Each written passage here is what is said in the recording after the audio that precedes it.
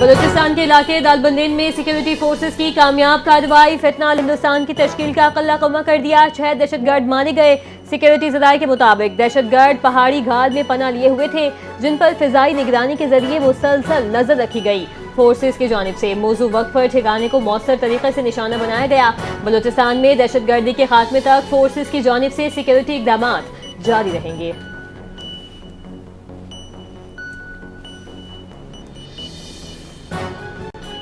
باجوڑ میں security forces کا operation, ایک خارجی ہلاک، دیگر زخمی ہو کر فرار ہو گئے۔ شاہی تنگی جنگل میں خفیہ اطلاع پر کارروائی، دہشت گردوں کے ٹھکانے سرنگیں تباہ، فورسز خارجی دہشت گردوں کے درمیان شدید فائرنگ کا تبادلہ، دہشت گردوں کے زیر استعمال اسلحہ، بارودی مواد، آلات برآمد، علاقے میں سرنگوں اور قریبی مقامات کو مکمل طور پر کلیئر کر دیا گیا۔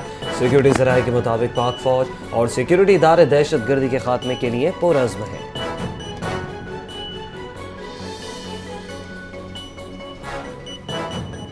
پاکستان نیوی کا بحیرہ عرب میں بڑا آپریشن، اربوں روپے مالیت کی منشیات پکڑ لی۔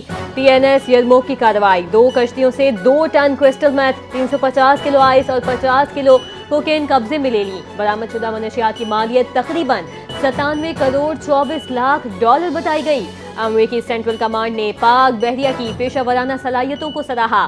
سعودی رائل نیوی کمانڈر نے کارروائی کو عالمی تعاون کی بہترین مثال قرار دیا۔ سربراہ پاک بحریہ نے کامیاب انسداد منشیات آپریشن پر یرموک کے عملے کو سراہا۔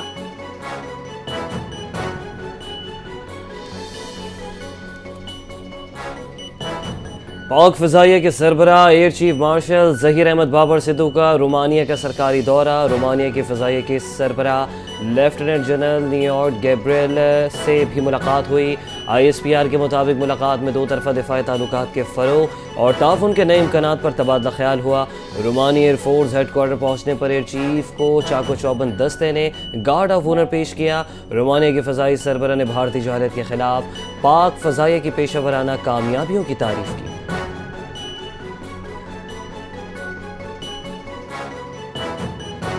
حکومت سندھ کا کامیاب امن مشن سرنڈر پالیسی 2025 تقریب کا باضابطہ آغاز ہو گیا۔ کچے کے علاقے کے 72 ڈاکو نے ہتھیار ڈال کر قومی دھارے میں شمولیت اختیار کر لی۔ وزیر داخلہ ضیاء الحسن لنجار کا سندھ پولیس کے افسران اور جوانوں کو خراج تحسین، آئی جی سندھ غلام نبی میمن سمیت دیگر اعلیٰ حکام کی تقریب میں شرکت۔ وزیر داخلہ ضیاء الحسن نے تقریب سے خطاب کرتے ہوئے سندھ پولیس کی کاوشوں سے امن و امان کی صورتحال بہتر ہوئی۔ ہر کوئی چاہتا ہے امن قائم ہو، سندھ پولیس افسران نے بہترین حکمت عملی سے کام کیا۔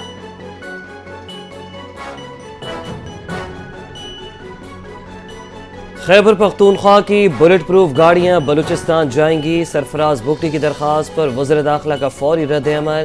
خیبر پختونخوا نے پولیس کو دی گئی بلٹ پروف گاڑیاں واپس کی تھیں۔ بلوچستان میں دہشت گردی کے خلاف مؤثر اقدامات کے لیے گاڑیاں درکار تھیں۔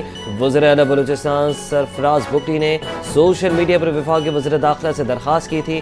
وزیر داخلہ محسن نقوی نے کہا کہ خیبر پختونخوا سے واپس آنے والی بلٹ پروف گاڑیاں اب بلوچستان کو دی جائیں گی۔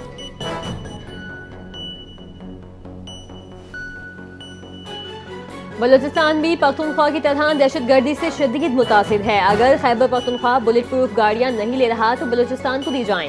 وزیر اعلیٰ بلوچستان میر سرفراز بگٹی کا ایکس پر بیان، کہا دہشت گردی کے خلاف مؤثر کارروائیوں کے لیے حفاظتی ساز و سامان کی اشد ضرورت ہے۔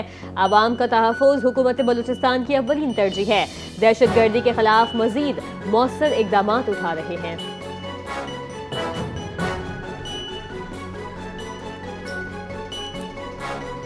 نائب وزیر اعظم اسحاق ڈار کا سعودی وزیر خارجہ شہزادہ فیصل بن فرحان سے ٹیلی فونک رابطہ۔ دونوں وزراء خارجہ کا غزہ اور فلسطین کی صورتحال پر تفصیلی تبادلہ خیال، خطے میں امن و استحکام کے لیے مشترکہ عزم کا اظہار۔ اسحاق ڈار اور شہزادہ فیصل کا باہمی دلچسپی کے امور پر قریبی روابط میں رہنے پر اتفاق۔ دونوں رہنماؤں نے انسانی ہمدردی کی بنیاد پر اقدامات کی ضرورت پر زور دیا۔ پاکستان سعودی عرب نے خطے میں دیر پام کے لیے مل کر کام کرنے کے عزم کا اظہار کیا۔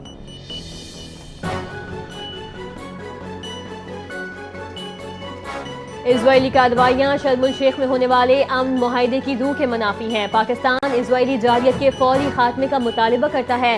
پاکستان کی اسرائیل کی جانب سے غزہ امن معاہدے کی خلاف ورزی کی شدید مذمت۔ ترجمان دفتر خارجہ نے کہا، عالمی برادری شرم الشیخ معاہدے، جنگ بندی کے مکمل نفاذ، فلسطینی شہریوں کے تحفظ کو یقینی بنائے۔ حکومت کا زرعی صنعتی شعبے کے لیے بڑا فیصلہ، بجلی کی قیمتوں میں 14 روپے فی یونٹ کمی کا امکان۔ زرعی صنعتی صارفین کے لیے 3 سالہ ریلیف پیکج تیار۔ بجلی کا نیا نرخ 23.50 روپے فی یونٹ مقرر ہونے کا امکان۔ زرعی صارفین اس وقت 38 اور صنعتی 34 روپے فی یونٹ ادا کر رہے ہیں۔ وزیر اعظم شہباز شریف آئندہ چند روز میں پیکج کا اعلان کریں گے۔ 26 نومبر احتجاج کے علیمہ خان کے چوتھی بار ناقابل ضمانت وارنٹ گرفتاری جاری۔ اے ٹی سی راولپنڈی کا علیمہ خان کو 24 اکتوبر کو عدالت میں پیش کرنے کا حکم۔ عدالت نے علیمہ خان کے 1 لاکھ روپے کے ضمانتی مچلکے ضبط کرنے کا حکم دیا۔ سی پی او راولپنڈی کو وارنٹ گرفتاری پر فوری عمل درآمد کی ہدایت۔ ضامن محمد شریف کو شو کاز نوٹس، ضمانت کی رقم ضبط کرنے کا فیصلہ۔ بوگس رپورٹ پر عدالت برہم، ایس پی راول اور ڈی ایس پی کو توہین عدالت کا نوٹس جاری کر دیا۔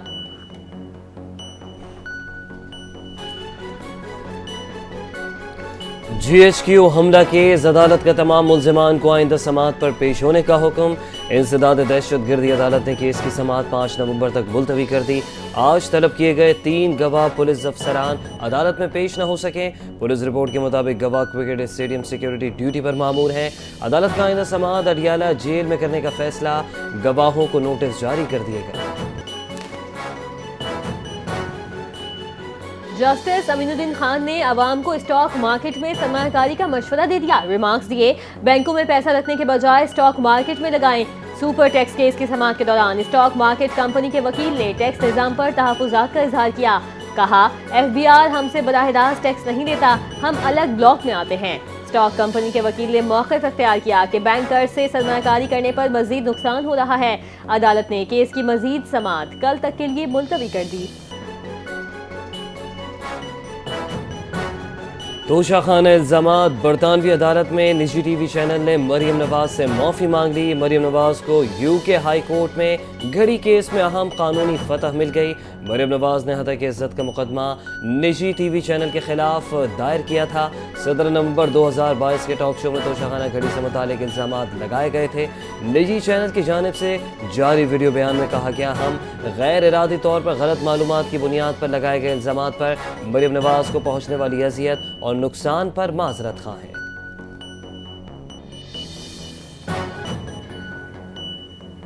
صدر پاکستان آصف علی زرداری اور وزیر اعلیٰ سندھ سید مراد علی شاہ سے میئر سکھر اور دیگر رہنماؤں سے بلاول ہاؤس میں ملاقات۔ سکھر کی ترقی اور شہری انفراسٹرکچر سے متعلق جاری اور مجوزہ منصوبوں پر تفصیلی بریفنگ۔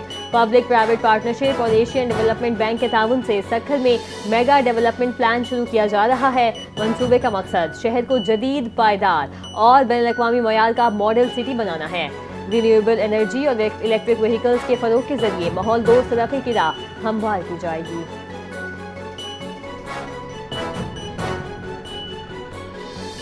کراچی میں کینسر کا جدید سائبر نائب علاج مکمل طور پر مفت، سندھ حکومت کی بڑی سہولت۔ سندھ کے سینئر وزیر شرزیل انعام میمن نے پریس کانفرنس کرتے ہوئے بتایا کہ این آئی سی وی ڈی نے دل کی بیماریوں کے علاج میں عالمی ریکارڈ قائم کر دیے ہیں۔ ماحول دوست ای وی پنک بس اور اگلے ماہ کراچی میں ڈبل ڈیکر بسیں متعارف کرا رہے ہیں۔ سیلاب متاثرین کے لیے سندھ حکومت نے 8 لاکھ سے زائد گھروں کی تعمیر مکمل کی۔ کراچی کی آبادی 2.5 کروڑ سے تجاوز کر گئی۔ پورے پاکستان سے لوگ روزگار کے لیے کراچی آ رہے ہیں۔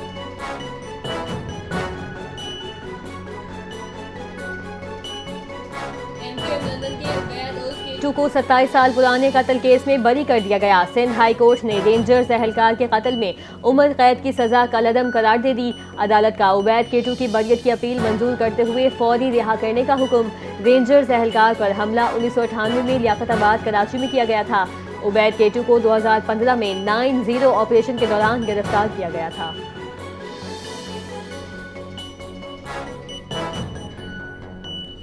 پاک افغان تجارتی گزرگاہیں جلد کھلنے کا امکان، 11 روز سے بند ہیں۔ چمن باب دوستی بند، اسپن بولدک میں پھنسی 500 سے زائد گاڑیاں واپس پاکستان آ چکی۔ آج سے افغان باشندوں کو لے جانے والی خالی گاڑیوں کو واپسی کی اجازت دی گئی۔ پاک افغان بارڈر بندے سے ویزا اور پاسپورٹ پر سفر کرنے والے ہزاروں افراد متاثر۔ تورخم بارڈر کھولنے کی تیاریاں مکمل، گاڑیوں کے لیے اسکینرز نصب۔ FIA کے مطابق بارڈر بندش کے باعث 5000 سے زائد پاکستانی افغانستان میں پھنسے ہوئے ہیں۔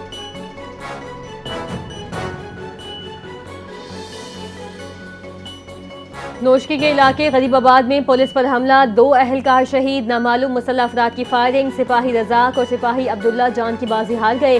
پولیس اہلکار معمول کی گشت پر تھے، اچانک فائرنگ کا نشانہ بنے، حملہ آور فائرنگ کے بعد فرار، علاقے میں سرچ آپریشن جاری۔ پولیس کے مطابق واقعہ دہشت گردی یا ذاتی دشمنی کا شاخسانہ ہو سکتا ہے۔ غریب آباد سیل کر دیا گیا، سیکورٹی فورسز نے اضافی نفری بھی تعینات کر دی۔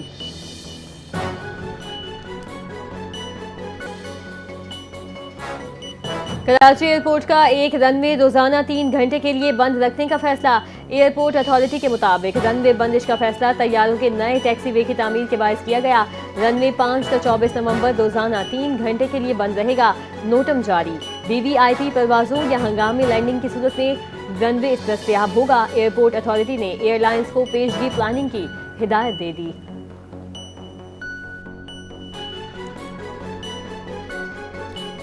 وزیر اعلیٰ پنجاب مریم نواز کی ویژن اسموک سے پاک پنجاب پر عمل درآمد جاری۔ پنجاب پولیس کے مطابق انسداد اسموک مہم میں 824 مقدمات درج، 775 افراد گرفتار کیے گئے۔ لاہور میں انسداد اسموک کریک ڈاؤن کے دوران 34 مقدمات، 41 گرفتاریاں ہوئیں، 2,90,000 دھواں چھوڑنے والی گاڑیوں کے چالان اور 24,000 سے زائد گاڑیاں بند کیں۔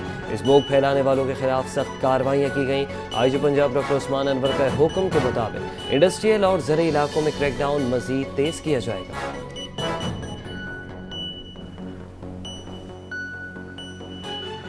ڈونلڈ ٹرمپ نے ایک بار پھر پاک بھارت جنگ روکنے کا کریڈٹ لے لیا۔ مودی کو فون کر کے کہا پاکستان سے جنگ نہیں ہونی چاہیے۔ امریکی صدر کی اوول آفس میں دیوالی کی تقریب کے موقع پر صحافیوں سے گفتگو، کہا اگر جنگ کی تو امریکہ تجارت بند کر دے گا۔ دونوں ممالک کو وارننگ دی۔ پاک بھارت جنگ کے دوران 7 طیارے گرائے گئے تھے، تجارت کے ذریعے 8 جنگیں روکیں۔ اس سے قبل بھی امریکی صدر ڈونلڈ ٹرمپ متعدد مرتبہ پاک بھارت جنگ رکوانے کا کریڈٹ لے چکے ہیں۔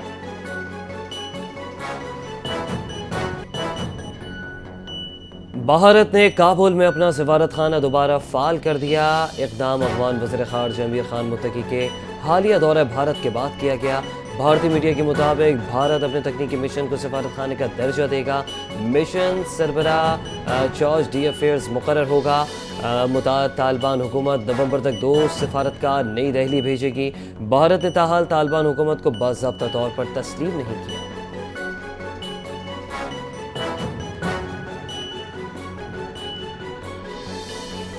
اس سال موسم سرما میں شدید سردی نہیں پڑے گی۔ محکمہ موسمیات کے مطابق نومبر سے جنوری تک درجہ حرارت معمول سے زیادہ رہنے کا امکان۔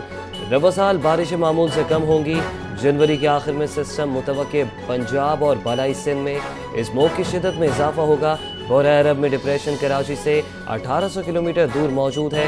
پاکستانی ساحلی علاقوں میں ڈپریشن یا طوفان کے کوئی اثرات نہیں۔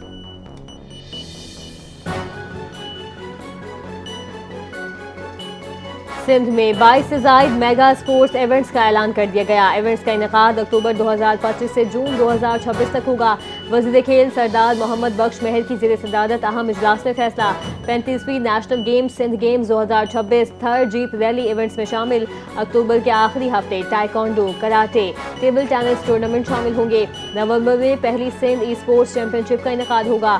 گھوٹکی میں جیپ ریلی فروری 2026 کے پہلے ہفتے میں ہوگی۔ اجلاس میں کھیل اور نوجوانان امور کے اعلیٰ افسران شریک ہوئے۔